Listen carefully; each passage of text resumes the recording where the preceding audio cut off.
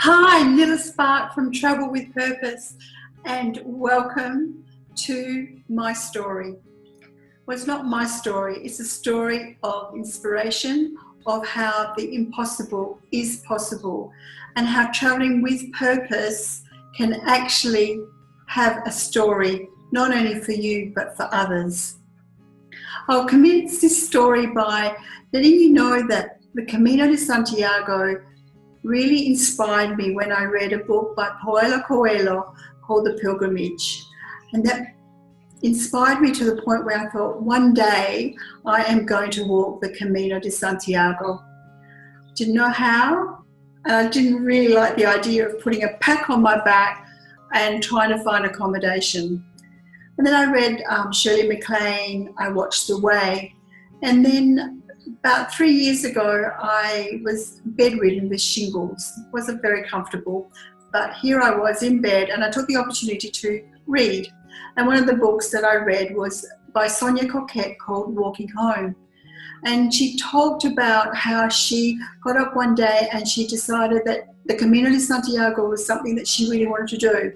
And she organised with this company to go to the Camino, where they organised for her backpack or her luggage to go from place to place, and the accommodation was booked along the way.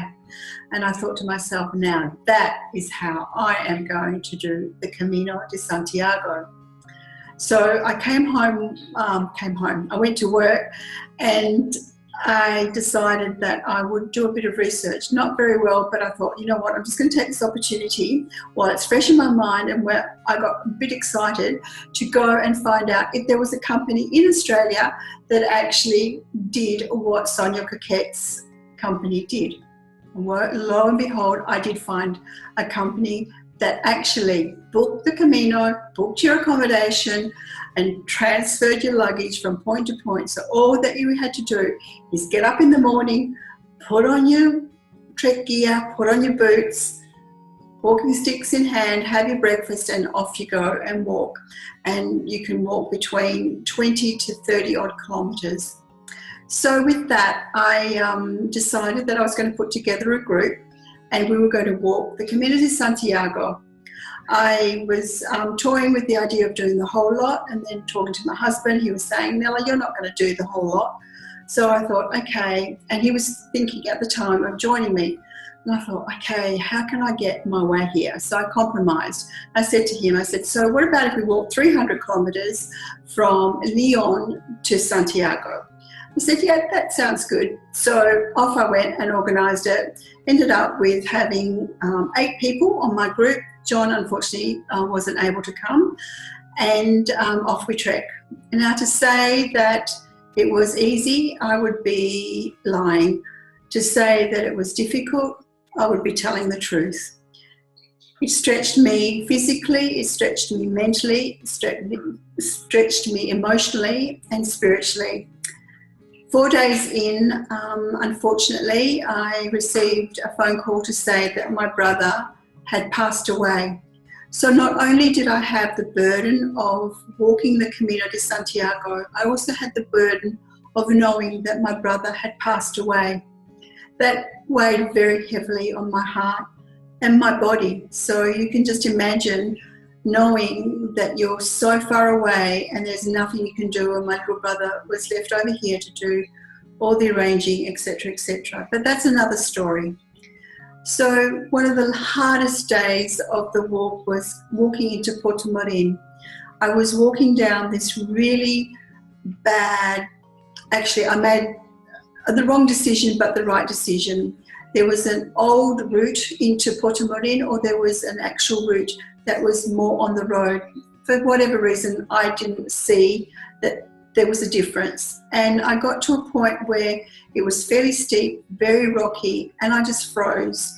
I just stood on this rock and I just went, I can't walk anymore. I just can't put one more foot in front of the other. And I don't know where they came from, but they say the Camino always comes to your aid. And this beautiful young man came up to me and he goes, are you okay? And I go, oh, not really. He says, come on, I'll walk you. through this part. So he walked me through this really difficult rocky patch, and off he went when he thought he saw that I was okay. And then I got to another really bad patch, and again I froze, tears running down my face, and I'm going, I just can't do this, I'm stuck. I was literally frozen. And out of nowhere, these three beautiful Spanish hefty men turned up, and they could see that I was stuck, and they said, "You okay?" And I said, "Yes." And then I went, "No, I'm not okay." And I started to cry. Next thing, they grabbed my hand, took my backpack, and they saw me to the end. Went to my room that night and or that late afternoon, and just crashed on my bed, tears and etc. So I'm a leader of a group, and I'm not supposed to be like this, but I was. So we go into the town of Portomarín, and for whatever reason, this night was just a shambles. Everyone was everywhere. Nobody really knew where they wanted to eat. Some wanted Italian, some wanted this, some wanted the other. And I just went, you know what, I can't do this anymore. So I just took off on my own, and I walked past this couple that was just sitting in this cafe, and they were having Italian, and that's exactly what I felt like. And I don't know what made me talk to them, but I sat and I went up to them and I said, "Oh, that looks delicious." And they said, "Yes, it's really nice. And where are you from?" They were from Perth. "Oh, I'm from West Australia too. I come from Melbourne." "Oh, really?" "I have family in Mount Barker." Mount Barker is like 30 minutes away from Albany, so there was a bit of a yuck, talking. And next thing, they just look at me and they said, "You're having a really hard time, aren't you?" And I said, "Yes, I'm not really enjoying this today, especially today." And they just said to me, "It's okay." And I asked them, how many times they'd done the Camino, and this was their second time. And I looked at them and I go, "What? You put yourself through this twice, not just once, but twice?" And I said, "I don't know whether I'll ever do this again." And they said, "Yes, you will. And you'll be back with your husband." And I'm just looking at them going, "You are crazy. There's no way in a million years that I am coming back here to go through all this." Long story short, I finished the trip absolutely determined that there was no way that I was going to go back on the Camino, let alone take another group away. I come back to work and I'm feeling this way, and I call her my Camino angel. There's a client of mine that came in virtually as soon as I got back, says, "Nilla, when are you doing the next Camino?" And I'm going, "Oh, I've just got back, Sandra, sorry, I haven't really thought about it." "Okay." Next week she comes in again. "You still haven't thought about it, Sandra?" Next week she comes again. She came in every week for 6 weeks until I just got the message. I went, "Okay, the universe, you're sending me a message. You're sending me this Camino angel for me and for a purpose. So you know what? I accept. I have to go back on the Camino." So I put together another Camino, and this time we were starting from Saint-Jean-Pied-de-Port, which is on the Pyrenees, the French side of the Pyrenees, walking over the Pyrenees to Lyon, where I started the previous year. Within no time, I had 12 people in my group. One of the people, and this is where the beautiful story that Travelling with Purpose starts. So one of the people that joined us was Cheryl. Now Cheryl, in 29th of September in 2014, lost her son to a fatal white pointer shark attack. Devastation. They have 2 children, Jay being the son and Ebony being the daughter. He was 17 years of age. He died in the December, he would have been 18 in the March. She wanted to come with me the previous year, but because the daughter was turning 18, decided that she wouldn't come in that year, but she definitely wanted to join me in 2017, September, this year just gone. I said, "Awesome, that would be just fantastic." She said, "Nilla, I need this for me. I need this just to get away and just really reflect on everything." And I said, "I can understand that, my love." So anyway, she signed up. One day, about a few weeks later, she rings me up and she says, "Nilla, guess what?" And I said, "What, sweetheart?" She said, "Mark wants to join me." Now, Mark is her husband. And I said, and she said to me, she said, I don't want him to join me. And I go, sweetheart, oh my God, I don't know what to say to you, but he's lost his son. You can't tell him he can't come, because then he'll feel like he's lost you as well. You've got to let him make the decision whether he comes or whether he doesn't come. She took my advice, and next thing, Mark comes in. So if you can just imagine this, he's 6'4", 6'5", 144 kilos, big cuddly bear, comes storming into the office, or not storming, but comes walking into the office, you know, all brazen, and he goes, what's this Camino crap all about? I go, well, Mark, it's a pilgrimage, it's a walk in north of Spain, where people go to walk, and for me, especially from last year, it was a spiritual journey. What happens if I don't get anything out of it? I went, Mark, you can get whatever it is that you need to get out of this, whatever it is. So he goes, leaves the office, and they're on their way to see his mother that live in just south of Perth, in a place called Mandurah. And he comes back, or they ring me on the way back and said, yep, I'm coming. And I said, okay, so signed up Mark. A few weeks or a few days later, he comes storming in again. He goes, what am I paying for? I'm walking and I'm paying all this money. And I go, oh God, Mark, I don't know what to say to you. You're paying for your accommodation, my love. You're paying for your food. You're paying for your luggage to be being transported. So you're just paying for the experience. Okay.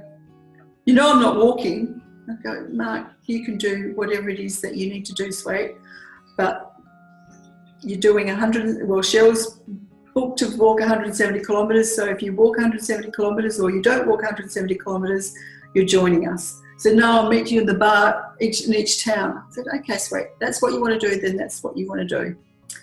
So take the story a little bit forward, and we meet in Paris. He's walked, trained for 2 kilometres just before he came away. We get to Saint-Jean-Pied-de-Port. He's dressed in shorts and a singlet and just normal walking shoes, or runners as we call them in Australia. And I'm going, okay, this is going to be really interesting. So the first day we decided that we'd walk to Orisson, which is 8 kilometres, but it's in the Pyrenees, so you can just imagine it's straight up. So here's Mark, he's walking, complaining the whole time. He gets to Orisson, creates a bit of a scene, and he's not walking another day. I'm going, okay, walking another day. Anyway, we catch a taxi bus back to Saint-Jean-Pied-de-Port, and then we were going to take the taxi back to Orisson the next day and walk the final 20 kilometres, because in one hit it would have been 28 kilometres. For the first day it was just going to be too much for everybody. So the long story short, the next day Mark does walk the next 20 kilometres, complaining and not happy at all. His wife is nowhere to be seen. She's gone off walking with somebody else, and Mark is walking on his own.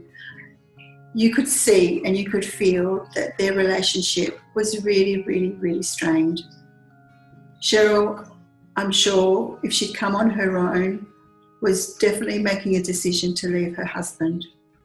Mark had no idea what the hell was going on. So the following day, which was the day that we were going to, we arrived in Roncesvalles. We arrived in Roncesvalles, Cheryl was there already, and we were walking with Mark. He arrived, and Cheryl was very frustrated. She couldn't get into a room, so basically Cheryl and Mark had a bit of a glue. Cheryl sitting down at the bottom, and John, my husband, who was with me, drove me absolutely crazy that day. So here's Cheryl and I complaining bitterly about our husbands and how we were better off without them, blah-de, blah-de, blah-de, blah. And that evening in when we were having our meal, Cheryl was one side of the table and Mark was way over the other side of the table.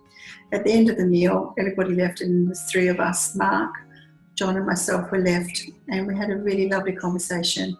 And Mark just spilled his heart. There was tears from all of us as he was trying to make sense of what was going on and why Cheryl was ignoring him and why Cheryl was not happy about him being there, etc., etc., etc.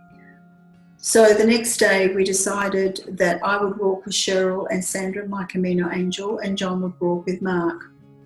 So off we go, and the three girls, we were just had a lovely time. And one stage there she went, because what we were doing in the morning is making up a little roll with some fruit, and that would be our lunch. And as we were starting to walk a little way down the track, Cheryl goes, "Oh no, Mark's got my lunch." And we all just said, "Look, doesn't matter. We've all got a little bit of something, so we'll sit down when the time's right and share our food." And we found this beautiful table in the woods. It was autumn, so the autumn leaves were falling. It was just absolutely a beautiful scene, and we were just talking. And at one stage there, Cheryl was getting a little bit narky about Mark, and I just called her, not a nice name, but, and she turned around to me and she goes, "I've never been called that before." And I said, "Look, you're being really hard." I said, "You're both suffering. You both had the loss of a beautiful boy." And I said, "You're both in pain. So much pain that you don't know how to share your pain with each other." So we left it at that. And as we were walking down the hill, there was this little bar, and there was Mark all on his own, and just looked up at Cheryl so lovingly, and she goes, "Cheryl, I waited here because I've got your lunch." Oh, my heart melted. And Cheryl just stood there looking at him, and I sort of hit her and I said, "Cheryl, so thank you." And she goes, "Thank you, Mark." And then I walked into the bar with her and I said, "Was that too hard to say thank you?" And she's going, "Rrr." So that was day 3. He said, "I can't walk anymore. I'm in so much pain. I've had enough. I'm catching a taxi." So we're in this village, not a soul in sight. So there's no way that we were going to be able to catch a taxi. We started climbing up in this little path, and Mark just sat down. He was in agony. His legs weren't working. He was sore. But again, Sandra, our little Camino angel, had some Nurofen, some painkillers. And there's also, they had some cream, I don't know, something to ease the muscle pain. So here's Cheryl, who's not wanted to have anything to do with her husband, basically ignored him for 2 days. She took his backpack, she gave him her walking sticks, she rubbed the cream on his legs, he took his painkillers or anti-inflammatories and started walking. That man, 144 kilo boy, with no training, with just shorts and a singlet, walked the full distance of 170 kilometres. The determination that he showed, he's totally an inspiring young man. And to see them as we started walking into Logroño at the end of the 170 kilometres, hand in hand, brought such a joy to my heart and tears to my eyes. One stage there was beautiful roses, they're called the Rose of St. James, all along the boulevard, and Mark stopped and was trying to cut one of the roses, and I thought, oh my God, that is so beautiful, he's going to give Cheryl a rose. But they stopped, both of them stopped, turned around, and as I walked towards them, he gave me the rose. The most beautiful, precious moment that I could ever imagine. That Camino had so many stories, had so many joys, had tears, it had laughter, had fun, not so much fun. But the thing that I'll always hold in my heart and will always, always remember is that these two people with so much pain in their hearts could come together and walk hand in hand at the end of a 170 kilometre journey, being able to talk and being able to share their pain and realise that they weren't alone. So traveling with purpose creates incredible stories, creates incredible inspiration, and creates so much power to move forward and making the possible impossible. So they go off and have a few more, I think 10 days more together in San Sebastian, Barcelona and Madrid. And they were just the two of them enjoying each other's company, probably for the first time for a long time. Come back to Australia, John, myself and 6 others, we continued and walked 500 kilometres to Lyon. Incredible journey, but that's another story, because this is a story about 2 wounded people that through walking and talking and sharing, coming together. So I come back to Australia after this incredible walk, and the miracles continued. I was in Perth and I got a phone call from one of my girls in the office saying, oh, Cheryl's dad and sister have just come in and they want to go away. And I went, oh, that's beautiful, that's awesome. So the next day, and that was Friday, and the Monday, the sister comes in and they meet their father every Friday. And the father said to Cheryl and Sue, want to take you girls away, bearing in mind that this man is an 84-year-old man who had lost his wife, had lost 2 grandsons and lost his son, all in the space of a few years. All he had left was his 2 daughters. He wanted to share something special with his 2 daughters. So the month of December I spent with these 3 incredible people planning an incredible journey to South America, doing all the things that Bill had dreamt of doing. And he knew in his heart that he had to share his money, his time, his life with his 2 girls. They've come back recently, and the wounds that have been healed because of this time together has been nothing short of a total miracle. And it just goes on and on and on. I could go on about what's happened in my life, but it's not about that. It's about making the impossible possible, and how when you put yourself in a situation where you really have to face yourself and you have to face your demons, how the healing is so, so powerful, not only for yourself but for others, and you become an inspiration for many. The number of people that I have seen in recent times that all know Cheryl and Mark are just in awe of what they've achieved, what they've accomplished, and where they've come to from that dark, dark place that they were in. Bill, Cheryl's father, thanked me profusely one day. He said, I was so worried about my girl. Thank you, thank you, thank you. And with that, I'll leave you to say thank you for giving me this opportunity to share this incredible story. Thank you for listening, and thank you for just being. Go and do what your heart wants to do, and know that your pain is not just your pain. To share your pain, you can heal not only yourself but heal others. So this is Nilla. This is Nilla Spark saying bye for now. Thank you once again, and remember, traveling with purpose. This is where the story begins.